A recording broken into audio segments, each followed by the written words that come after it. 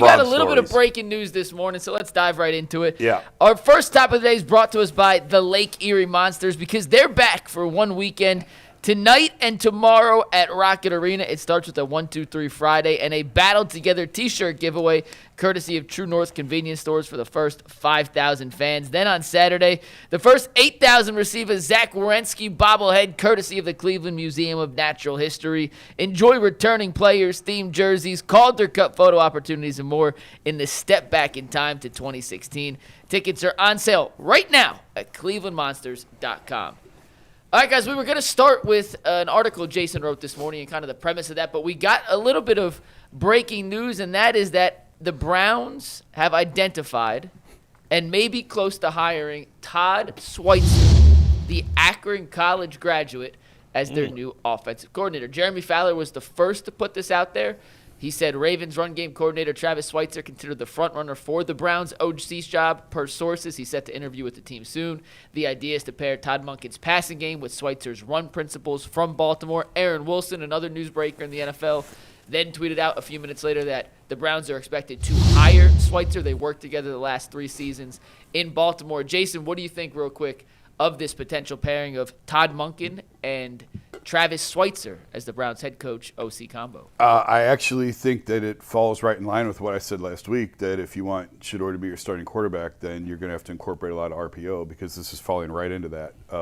It's what they did with Lamar last year in Baltimore the last couple of years. And Todd Monken has a lot of different experience, run a lot of different systems. But if you pair these two guys together, I think you can incorporate a lot of what Baltimore has done the last couple of years and try and set Shedeur up for success and put him in spots where he can thrive. If that's the route to go. I don't think we're at that point yet. Yeah. But I'm just saying, like, this is the personnel we have to work with right now. Yeah. I mean, by the way, how do we comment on this? We've never even heard of this guy. Had anybody heard of this guy? Yeah, I'd heard of him. You'd heard of him? Yeah. I mean, I can't sit here and tell you I know everything there is to know about. I mean, it is what he worked with. They have a relationship, so it makes sense. Mm-hmm. You know. He's going to probably 2 Baltimore Monken's guys. probably going to call the plays, I would assume. Oh, for sure. So the offensive coordinator obviously is a guy has worked under him before. Makes a lot of sense. They weren't going to go hire somebody from outside of the organization or like somebody that he didn't know. He's been around the league forever. He's going to hire some guy he knew. You knew it wasn't going to be a big name. It might be a bigger name on defense if Jim Schwartz ends up not coming back, because he's not going to have his hand in the defense the same way. But it seems like a perfectly fine hire, but how can I go crazy one way or the other? I've never heard of the guy. I mean, they just getting it lined up. Yeah. They just lining it up where, the thing when you got new coaches is, are you able to bring in somebody that already knows your system a little bit? Just go back and look at what Kevin Stefanski did with Tommy Rees.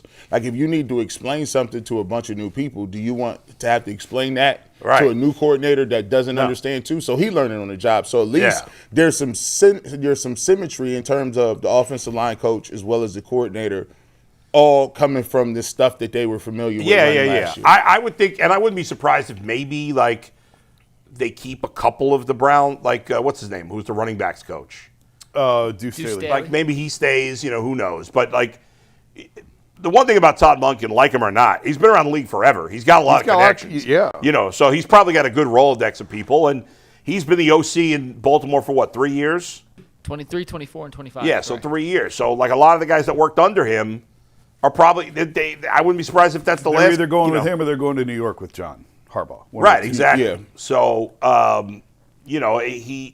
it makes sense. It is interesting. The Browns put out a video that did confirm now. I know it's been talked about as a short thing, and now we know it is, that the Ravens were going to draft. Oh, yeah.